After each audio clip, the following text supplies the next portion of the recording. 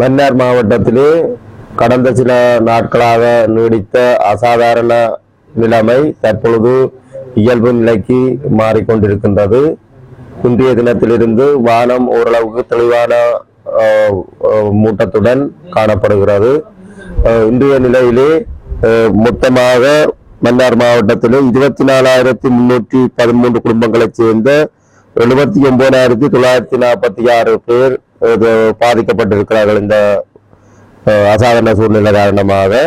அதனை விட 87 முகாம்களிலே 11,230 குடும்பங்களைச் சேர்ந்த 35,505 குடும்பங்கள் தங்க வைக்கப்பட்டுள்ளார்கள். தற்போது மன்னார் மாவட்டத்திலே இயல்பான வானிலை தோன்றினாலும் தற்போது கூட கடும் மழை மூலம் பெய்த வெள்ளங்கள் தற்பொழுதுதான் வடிந்து கொண்டிருக்கின்றது. தற்பொழுது மன்னார் மாவட்டத்தை இணைக்கின்ற 2 வீதிகளும் மூடப்பட்டு ஏனைய மாவட்டங்களுடனான தொடர்புகள் துண்டிக்கப்பட்ட நிலையிலேயே காணப்படுகிறது.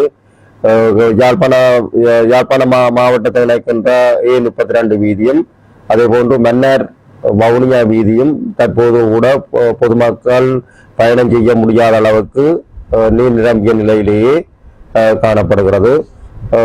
அதிகளவான குளங்கள் பெருக்கெடுத்ததன் காரணமாகவும் மல்லத்தூயா, பாதையாறு, பரங்கியாறு போன்ற ஆற்றுக்களில் பெருமளவு நீர் ஓடி வருவதன் காரணமாகவும் பல கிராமங்கள் துண்டாடப்பட்ட நிலைமையில காணப்படுகிறது.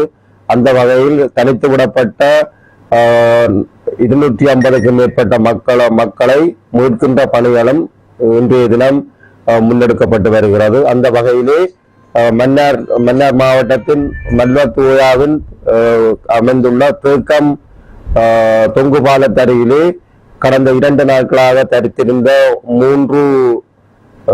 ஒரே குடும்பத்தைச் சேர்ந்த 3 பேர் இன்றைய தினம் உலங்கு வானூர்தி மூலம் பாதுகாப்பாக மீட்கப்பட்டு வவுனியா ஜோசப் முகாமில் இறக்கப்பட்டு தற்பொழுது வைத்தியசாலையில் அனுமதிக்கப்பட்டிருக்கிறார்கள்.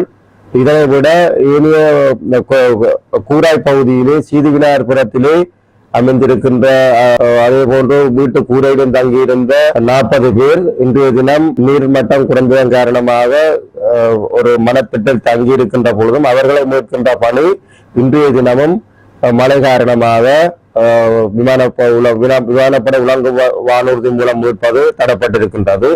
எனினும் அவர்களுக்கு உணவு வழங்குவதற்குரிய ஏற்பாடுகள் தற்போது கடற்படையினரின் படகு மூலம் மேற்கொள்வதற்கு நடவடிக்கை எடுக்கப்பட்டிருக்கின்றது. இதனை விட இனிய துண்டாடப்பட்டுள்ள கிராமங்களுக்கான உணவு விநியோகம் மற்றும் அவர்களது மீட்கும் நடவடிக்கைகள் கடற்படையினரதும் அதே போன்று மீனவர்களின் படகுகள் மூலமும் மேற்கொள்ளப்பட்டு வருகின்றது.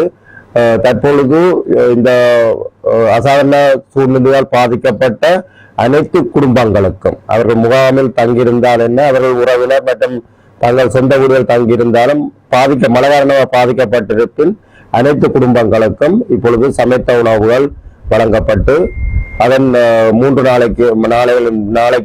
நாளுக்கு பின்பு அவர்களுக்கு 2 வாரங்களுக்கான உலர் உணவுகளும் வழங்கப்பட இருக்கின்றது.